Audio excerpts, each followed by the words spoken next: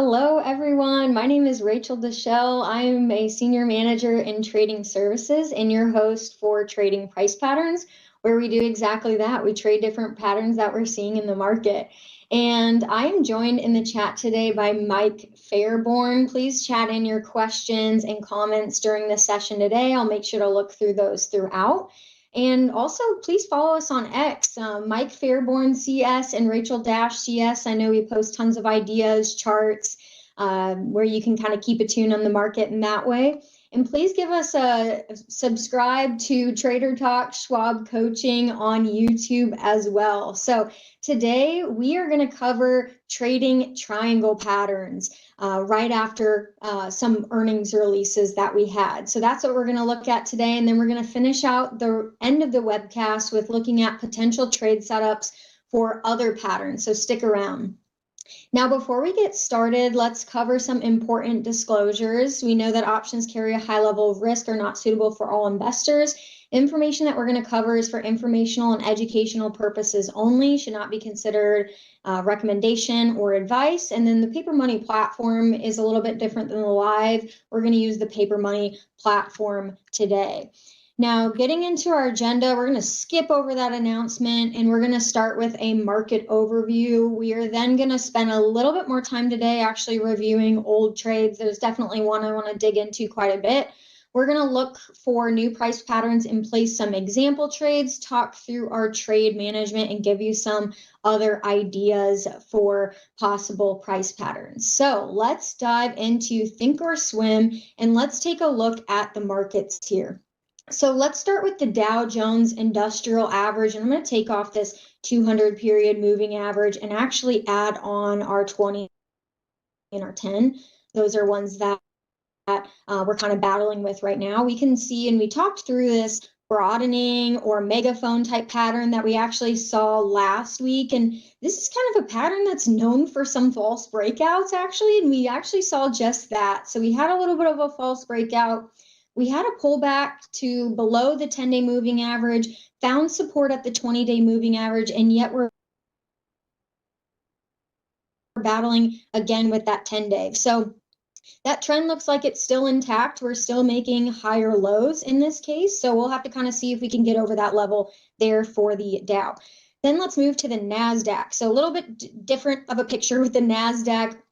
We saw this exhaustion gap really get filled here. And I call it an exhaustion gap because it's typically a gap that gets filled in less than 2 weeks. So we saw that price really retreated below that 10-day moving average. It didn't go as low as that 20-day moving average where we saw that initial breakaway gap or that start of that new trend. So that will probably act as that next level of support if we should hit our head on some of that resistance there with the 10-day, but we're still working with that one as well, trying to pass through that. Now, the S&P 500, similar pattern to what we just saw with the NASDAQ, except we actually have this bullish engulfing candlestick formation taking place. We found support at that initial breakaway gap, almost at that 20 period simple moving average. And now big green candle today that's actually trying to battle with that 10-day. So I think traders will definitely be watching this candlestick formation possibly play out into tomorrow because it's not considered a bullish engulfing until we see the follow through. So if we see that upside follow through, we can look at that as that confirmed bullish engulfing candle, which really took place at the end of this short little downtrend that we saw there. A couple other things that actually caught my eye here. I'm going to look at the Bitcoin futures here in our market overview because we've seen a little bit of a sell-off in crypto. We have a little bit of an inside bar today forming here, and I'm actually going to add that 200 period moving average back on, and that's actually where we kind of found support, brushed through that yesterday and are trying to kind of pick our way back up towards that again. So it looks like Bitcoin bulls may be battling with that. But we'll kind of have to see that candlestick formation follow through for tomorrow with that inside day or bullish Harami candlestick that we're kind of seeing. And then lastly, another chart that kind of caught my eye is the Dow Jones Transportation Average. So we know a lot of Dow theorists will look at the Dow Jones Industrial Average and the Dow Jones Transportation Average to see if the averages confirm each other. I know it's over 100 years old, but still, it's just something that we technicians just kind of like to look at. And we know that the transports have been lagging the industrials for quite some time because we obviously just looked at the chart of the industrials. We saw that breakout to new all-time highs just last week or so. But with the transports, we've had quite a bit of a downtrend, and then every single time it tries to rally, it fails at this trend line, and it uses this descending trend line as resistance up until today. Actually, we have a big green candle bursting its way through that descending trend line resistance. So could be an idea or a catch up possibly in the transports. And I see a comment in the chat about a reverse head and shoulders or like an inverse head and shoulders formation. It kind of looks like that. It does kind of look like that in the near term, or I guess kind of looking at this left shoulder here. If I were to kind of move this over here and take here, I'll just kind of redraw this trend line. Let me redraw that here. So if we were using this as the left shoulder over here, head all the way down here, right shoulder took a little bit longer to carve out. We're kind of breaking through that now. You could say that is an inverse head and shoulders pattern, just with that slanted neckline there, which is sometimes what we see. It doesn't always have to be a straight horizontal neckline for some of these patterns. Sometimes it can be a slanted one as well. So great call out there with that inverse head and shoulders. This could be a possible bottoming pattern that's taking place that could carry us higher is what that means. So now that we've done our market overview, let's just go into reviewing some past trades from the prior week. So let's look at Wells Fargo. This is one that we actually got a fill on last week here.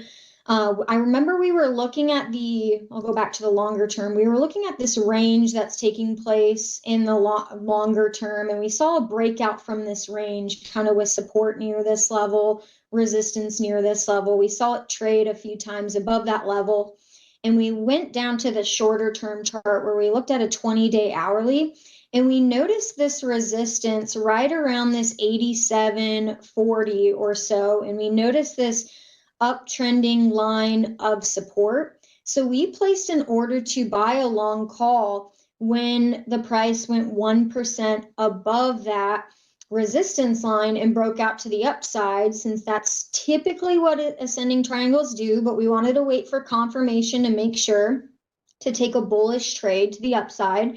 And we actually got filled on this candle here. Since then, we've had a little bit of a chop. Price has retreated back into the pattern and then just broke out again today. So let's just take a look at where our trade stands. Our long 85 calls for the 19th of December. We saw 44 days left till expiration. We are down a little bit on this trade, probably because we did have it slide back towards our trend line support and go for one more touch before running higher. But we'll keep an eye on that trade as we go. We have our stop and our limit to the upside as well. Now, our Hilton trade is actually one that I want to take a little bit more time actually reviewing for a number of reasons. So our Hilton trade, we are actually still in this trade, which is actually one of the reasons why I want to review it, because we went over a few different rules for our trading plan for this last week. And I think reviewing our trades is definitely one of the things that we always want to make sure we do from the start to end of our trading process. And I know a lot of the times we get done with a trade, we kind of forget to review it, or we don't want to spend the time reviewing it, but we're going to review it now because there's just a couple concepts that I want to touch on. So we made our initial order based off of this triple top that we saw in Hilton. And we projected our downside target all the way down to 233 or so. And our rule for the entry to take a long put position, and let's just check what that position was. We took a long put the 270s for the 20th of March 2026. Obviously, we're down a little bit on that, but we took a long directional trade because this is typically a bearish reversal type pattern where triple top forms, and we take that measured objective to the downside. So our rule was for price to break through 1% beyond this neckline of support, which it did on actually on Halloween on October 31st, so Friday of last week. That's when we were entered into our trade. And price actually found support there at the 200 period simple moving average and did the same thing the day following where it made a lower low. However, a couple other issues with this trade, well, I guess number one issue is we probably could have widened out our measure of confirmation just because it only slipped a tad below that support before it entered back into the pattern. So we could kind of, honestly, a couple things. We could have added our 200 period simple moving average to see if we could use that as more of our type of signal, or we could have looked for a greater percentage move beyond that neckline, which is probably what we'll do today. We'll look for a 2% move beyond our trend line support and resistance levels today. And actually, some famous technicians sometimes look for a 3% move beyond those trend line or levels of support or resistance before really executing a trade based off of a pattern. So that will give us a little bit more of a confirmation. So that's what we're going to change for next time, is not just looking for a 1% move beyond this neckline or beyond support. We're going to look for a 2% move beyond support. And then the other thing, if you remember back to last week, we actually made a pretty advanced order based off of if price was going to re-enter into the pattern, which we can see it did over the last couple days, and definitely today. I'm going to zoom into this a little bit further so you can see it. We made a rule that says we want to get out of our trade, and I'll hover over this if you can kind of see it.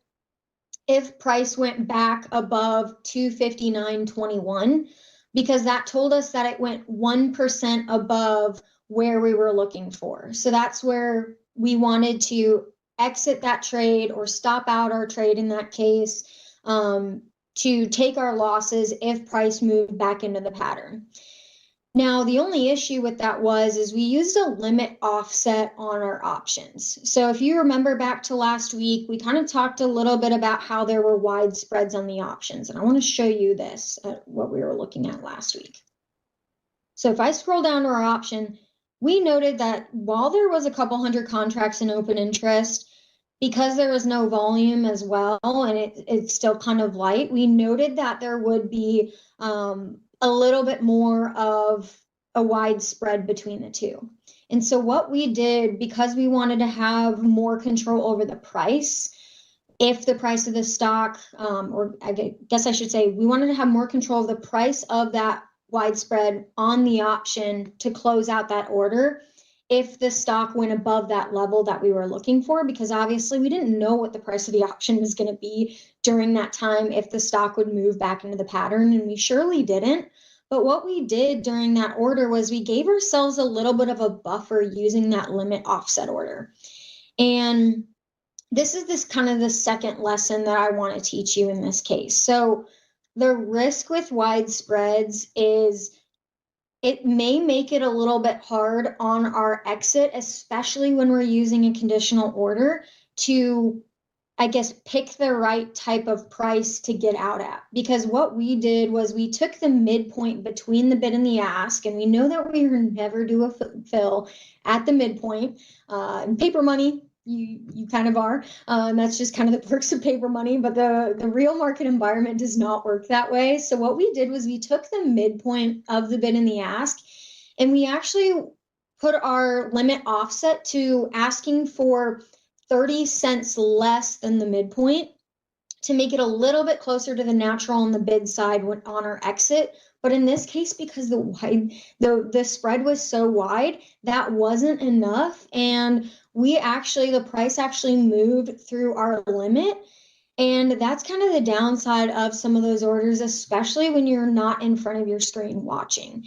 So this was kind of one that I wanted to use as an example because some of us are in front of our screens all day. Someone like me who's definitely in front of my Thinkorswim screen all day, teaching these webcasts, looking at charts, finding price patterns. But some of you may have a regular daytime job during the day and don't have the time to look at the screen all day, every day to see when the price of the stock would have hit that level. So a couple things you could do, you could set an alert for the next time. Another couple things is we may want to avoid these types of orders with that type of widespread, or instead of doing a limit offset based off of the mark, we may want to look closer to the current natural price at whatever the time or whatever the price is at the time that the stock reached that point, to make sure we do get out, to make sure we do get more of an immediate fill while having control of the price. So lesson one we went through was more of a percentage filter when we're looking for a breakout from a pattern. So we're going to change that as part of our plan. We're going to make that to 2%. The next thing we're going to do is make sure that we avoid wide spreads if we can. But if we are looking for, if we do find a spread that's less than 10% or so, we will make that limit offset order closest to the natural price as possible to make sure we still do have control of the price, to make sure we do get a fill. And we could set up alerts as well to make sure that order triggers. So couple things that we can do differently for next time, and that is the purpose of this class. We want to not necessarily make mistakes, but show you where we could have done something better for the next time, and show you how to learn from your mistakes as a trader, so that when you guys are going forward and actually putting these trades into place yourself, using these types of rules, using these types of conditions, building your own trading plan, that you can kind of see how to shift that over time, and learn from the mistakes that I'm making just in this paper money account. So hopefully that helps. That was a little bit of a longer review on our past trades, but I thought there was a few things that we could learn from our past trades there that may help you in the future. Now, let me see. I'm looking at the chat here. I see an ascending wedge on Hilton. Could be an ascending wedge somewhere in there. I'm surely seeing a triple top, but if you can draw out an ascending wedge, more power to you. Let's see, what other comments do we have here? Yeah, my problem is sometimes I have a hard time not watching Thinkorswim even when I need to be doing something else. Chris, honestly, me too.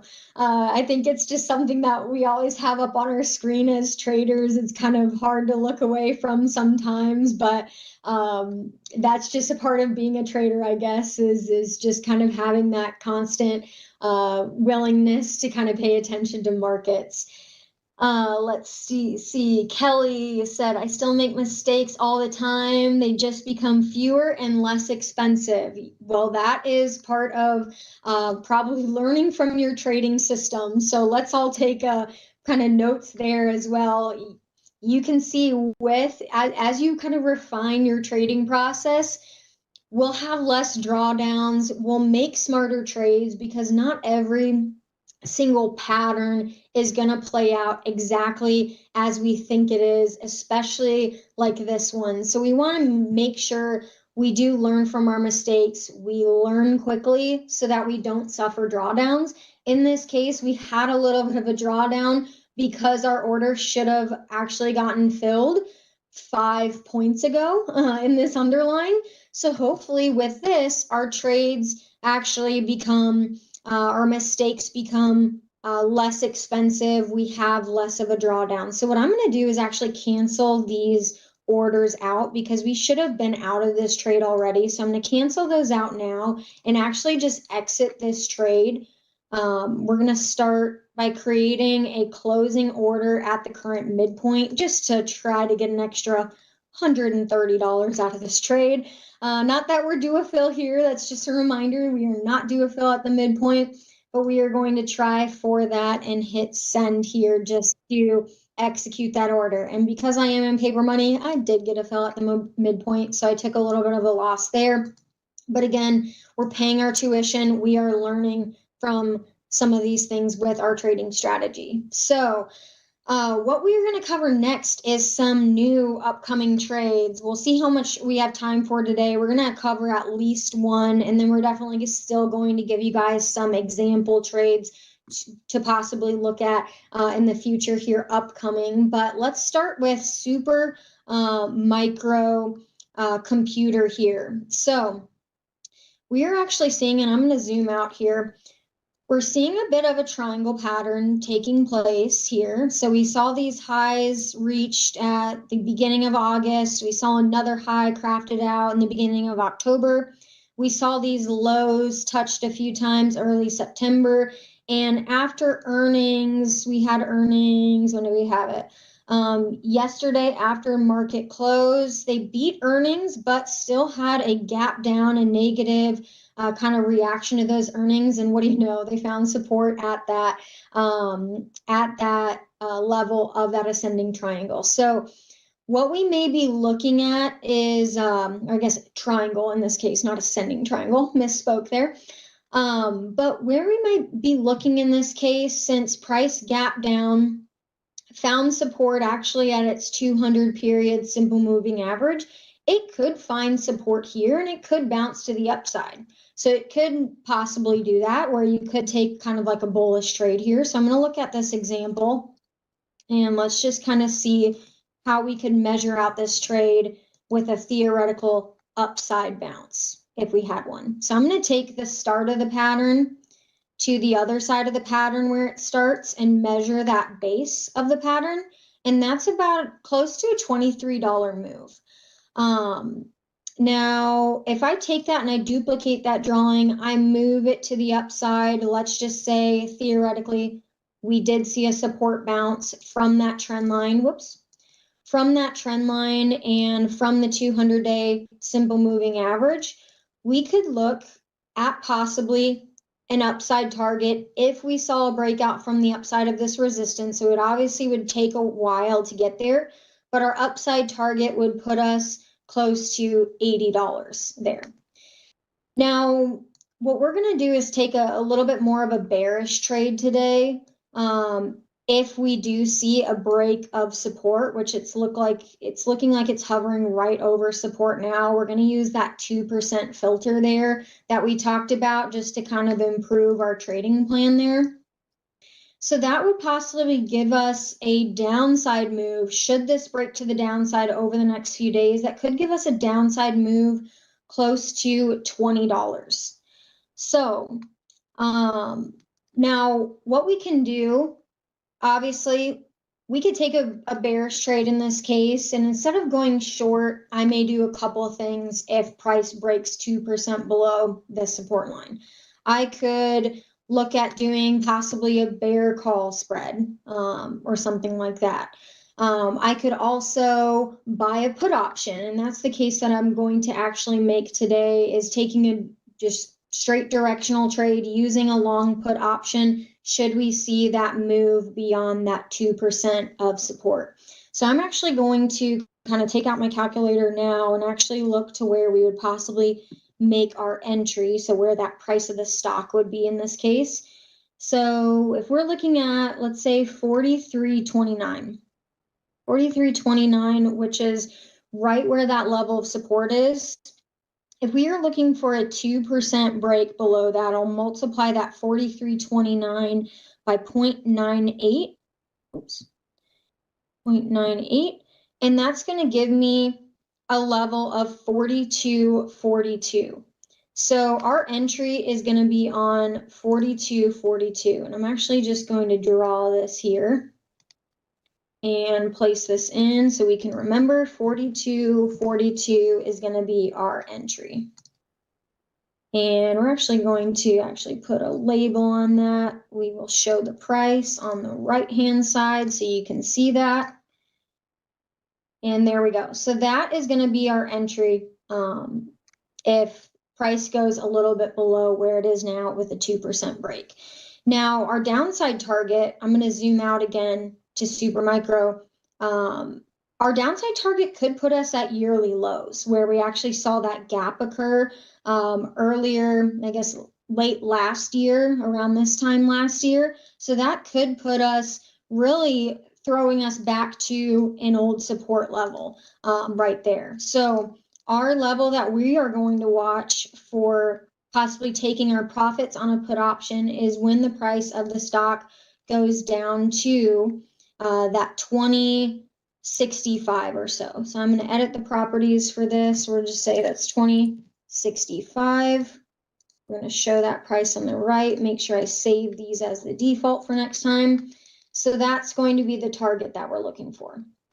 Now, what about how long it's taken for this pattern to possibly form? Well, it started actually forming late July, early August. So that is 1, 2, 3 months that we actually have seen since this pattern has formed. So 3 months, we may take that into consideration. We will take that into consideration as we're forming our strategy for taking a long put when looking at our expiration date. And then as far as just looking at kind of taking one step further with this one, actually. So I'm going to take it one step further because a lot of times if we're taking a kind of a longer term view where we're actually saying that, okay, this pattern took 3 months to form, it may take 3 months to get there, and that will put us at near the yearly lows that we actually saw earlier in the year. It kind of makes me wonder as a technician what the bigger picture looks like in the longer term for SMCI. So I'm actually going to zoom out one more and actually just see what that kind of looks like on a longer term. Now, something that's kind of interesting to me is I see another kind of fractal pattern taking place over the long term. And I'm going to try to draw this over the pattern that we already have. We're still going to use these components when we craft our strategy here in just a moment. But I actually want to look at this fractal pattern that we see where we see yet another triangle, but a larger triangle actually forming on this longer term pattern. So if I look at this high that was made earlier in the year, I connect those with the highs here. That could be the upside of that triangle. Another thing I could do is connect these lows here, and that could give me another pattern here. Let me try to connect these lows. So we could connect those lows there possibly to show that this pattern could have actually been taking place over a much longer period of time, where we saw the lows actually being crafted out late last year. We saw that touchback to it, another touchback, and we're actually seeing that weekly or intra-week candle actually breaking through that support right now on the intra-week for that larger triangle pattern. So that's just kind of something that I occasionally like to do to see if we see any other patterns in the longer term actually showing up that may give us some similar levels. So what we're going to actually do now is move to the trade tab. We talked a little bit about how we want to take obviously a directional bearish stance on this trade. We mentioned a couple conditional entry or exit points based off of the stock price. So I'm going to use that within the order today. And then we are actually going to first pick our expiration date. We talked about how we needed at least 3 months for that triangle pattern to possibly play out. So I'm going to give myself at least 3 months in time and look at the 20th of February expiration date with 107 days left to make sure I have at least about a month of time left. That way my time decay doesn't creep up on us while this pattern is still forming. So we want to make sure we still get out of the option, we still close out our trade before we see really significant theta decay.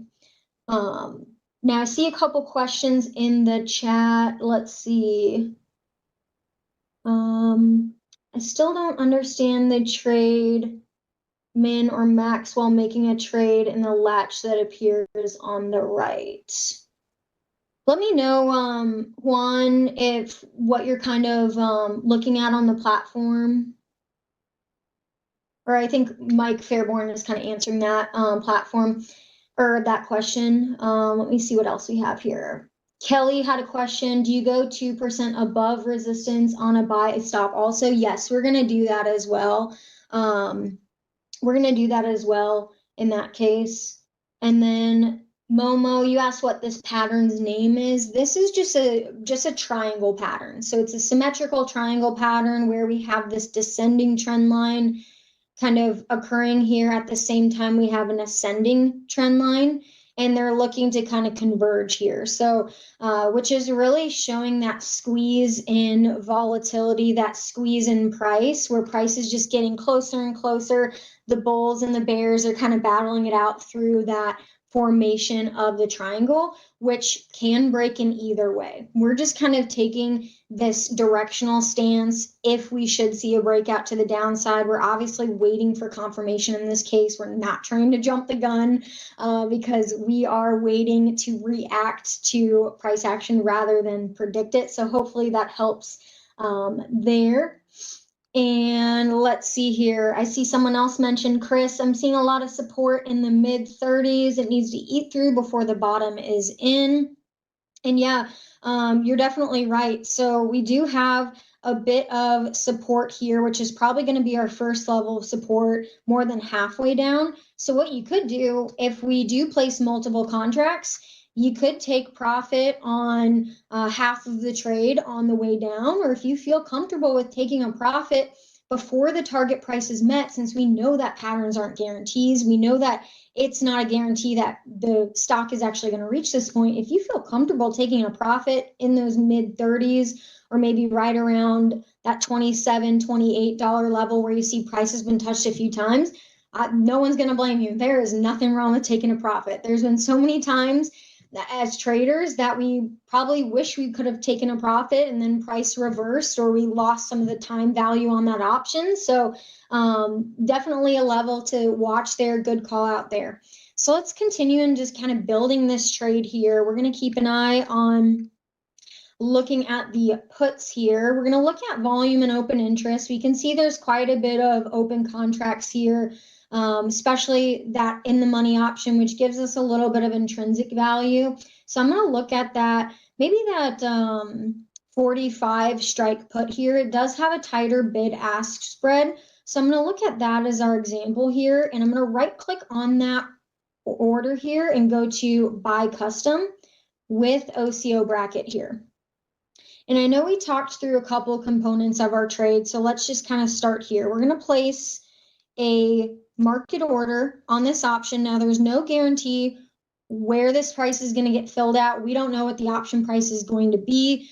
We're using this in this example because it is a liquid option, and we're going to place a market order to enter this trade when the price of the stock is at our price target. And I actually forgot what that was. I'm going to look back on the other page here by looking at charts here. So I'm going to go back and write these down. So we were looking at 242 or 42.42. I'm going to write this down. 42.42 as the entry, and we're looking at 20.65 as the possible target. And you know what? We are actually, since one of you called out in the chat, there's quite a bit of support at this level. We're actually going to create an alert for right around when price is below 29. So alert when price is below 29. So we're going to keep that in mind too. Now, another thing we may do, since we are on this page, we didn't talk about like our possible stop yet, or kind of if price enters back into the pattern or bounces from this level, we're going to look at 2% beyond this kind of starting point here. So we looked at, let's say 43.33. Let's take 43.33, multiply that by 1.02. And that gives us 44.19 as possibly where we'd want to stop out on this trade if price enters back into the pattern. So I'm going to write that one down as well, 44.19. Sorry about that. Okay. So if price enters back into this pattern, bounces from that 200-day, from that lower support, we want to make sure we close out our trade, because in that case, it's going to probably be looking more of like a bullish type of trend to the upside of that triangle. So we only want to take that trade if we see our confirmation. So let's go back to the trade tab here. We are going to place market orders on these since they are based off of conditions. We're going to make those good till canceled, and we're going to go into the conditional order entry here. Now, if I load the conditional order entry and I type in SMCI is less than or equal to, we're going to place that for 42.42. If we saw that 2% break below support there, we're going to hit save. Now we're going to start with our upside target, or I guess in this case our downside target, but our profit taking order with that next one. So we're going to say when SMCI is, let's do less than or equal to 2065 in that case. So we'll just say 2065 in that case is where we want to get out of that order. And then on the last one, we also want to get out of this order if it moves back into or bounces from that trend line support. So we're going to say we're going to exit this trade when, if price is above 44.19.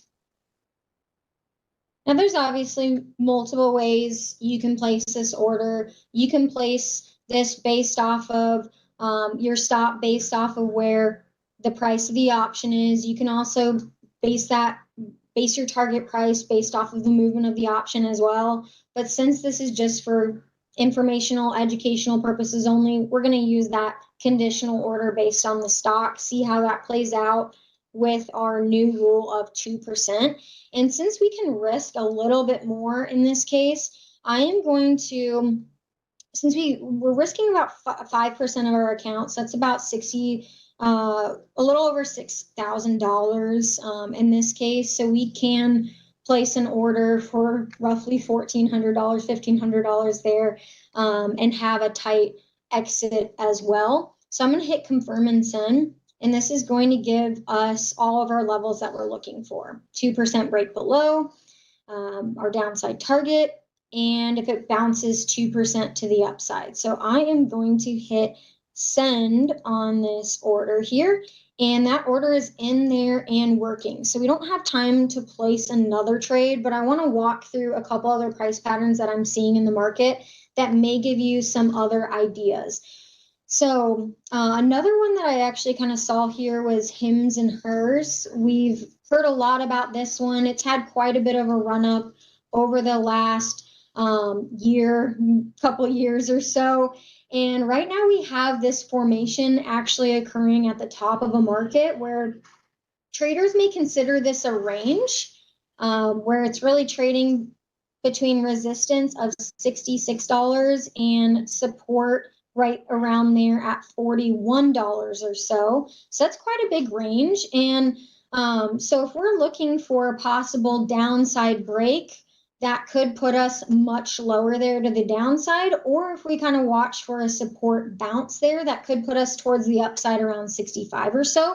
But some traders may actually call this a triple top pattern, which would be that bearish reversal pattern that occurs at highs. So in that case, if you're waiting for confirmation or that break below support, you would be looking for, we talked about like our filters of waiting for that confirmation, not trying to anticipate the breakout, maybe 1-2% below that line, or a couple closes, whatever your confirmation may be, if you are looking for that bearish reversal there. Another one that I'm watching is actually Adobe. It's had this quite a bit of a strong downtrend for quite some time, almost this very large descending triangle formation with support right around that 330 zone. But we actually see in the near term, price is actually trying to base out, making this rectangle pattern within this zone as well. And it's hovering right at support now. So something to watch or upon the horizon, maybe a support bounce or possibly a support break in that case. But a lot of times when rectangle patterns like this form at bottoms, typically they lend to being bullish reversal type patterns when those rectangle patterns form at bottoms. So another one to watch there. Couple other ones that I didn't choose to trade today just because of upcoming earnings. We don't know what that's going to kind of end up as. So we have earnings tomorrow before market in Yeti. And we actually saw a break of its 200 period moving average, and it kind of trying to bounce up from that within this triangle pattern here. Another thing that we're actually seeing leading into this earnings announcement is it trying to reclaim also its 50-day moving average at the same time while it's forming this bullish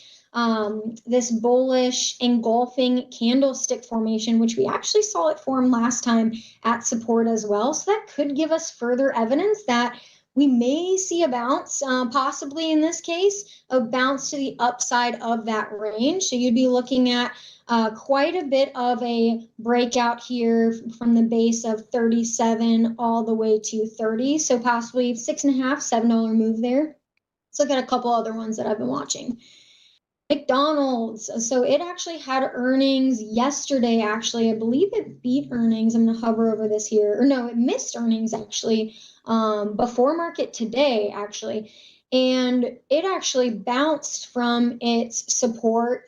It actually bounced above its 10 and its 20 day moving averages, and now is above its 200 period simple moving average while it touched that upside of resistance. So if you're a triangle trader looking for that possible breakout, you just take that base like we did again. We're kind of taking a look at possibly a $27 move to the upside should we see that break. But again, as pattern traders, we want to wait for that confirmation rather than anticipating that breakout, because if that turns out to be a failed move, we've said it here before, failed moves turn into fast moves in the opposite direction. So if this only breaks out a 0.5%, maybe 1%, and then enters back into that pattern, you could be looking at a fast move back to the downside there.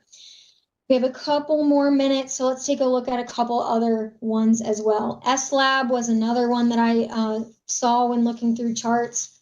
Many touches on this triangle here that we have to the upside and to the downside, and they have earnings, or they had earnings yesterday before market and had a little bit of a support bounce there. And then what else? We have another triangle. It's just triangles galore today. We had another descending triangle, actually, in this case, occurring here in Okta with our support right around 86 or so. And then we have the resistance trend line there and prices hovering right at support there. So we went through a lot of different patterns today, obviously reviewed our trades from the past weeks in a little bit more depth, changed up, used those past trades, used those past mistakes to change up our entry and exit rules in this case to wait for a little bit of confirmation, because we noticed we got burned on a false breakout there. So we want to make sure that we are adjusting our trading system as we go. And like Kelly said before, learning from our mistakes in that case. And I'm going to take one last look at the chat here. Let's see. Rachel, would you be able to show this paper account in a chart overall value at the end of class? Curious of its moving value with the trades and market moves. Yes, what you can do, I believe we actually have an account net lick study. So if you take account net lick on the studies menu on your chart and just add that as a lower indicator, I'm going to hit apply. That will actually show the value of the account fluctuating over time. So hopefully that kind of helps, and maybe that's what you're looking for here with seeing that account growth or decline over time. But we did a lot today, so I want to thank Mike in the chat. You kept him busy there, so thank you, Mike, for looking at our chat there, answering all of our traders' questions. Thank you, all of you, for tuning in to Trade a Few Triangle Patterns with me today. And If you liked this video, please give it a thumbs up. It'll help your algorithm. It'll help other traders' algorithms as well. Please subscribe to us on Trader Talks. And please stay tuned for our next webcast coming up next, Getting Started with Thinkorswim with Connie Hill. Thank you again, and see you next week.